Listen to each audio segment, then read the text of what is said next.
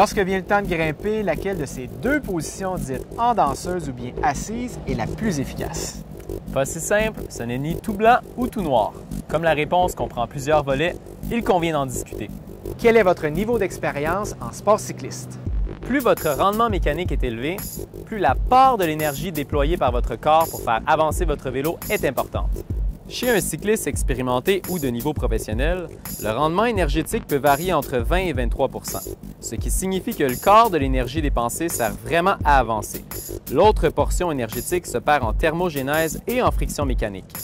Le rendement énergétique d'un cycliste débutant ou amateur se situe, quant à lui, entre 17 et 20 %. Pour prendre en exemple les cyclistes que vous observez sur le Tour de France, vous remarquerez que le temps consacré par chacun d'entre eux dans l'une ou l'autre des positions diffère énormément. En effet, certains demeurent assis 90 % du temps et à l'inverse, d'autres optent pour une position debout pour l'entière durée d'une montée.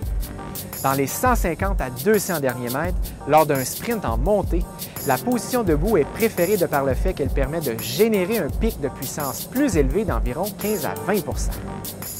La position agressive qu'adopte un sprinter permet de recruter davantage de masse musculaire, tant au niveau des membres inférieurs que du tronc et du haut du corps.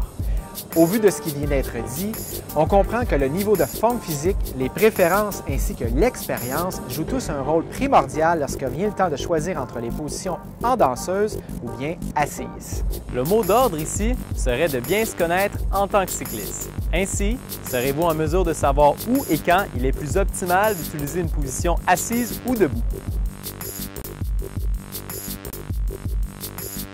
Toute activité sportive, que ce soit à titre amateur ou bien compétitif, il est de mise de pratiquer régulièrement. Essai-erreur, patience et persévérance, mais aussi bien connaître à la fois ses forces et ses faiblesses, vous assureront un développement global. En ce qui concerne le vélo, nous oublions souvent un fait important, soit de faire un avec sa monture.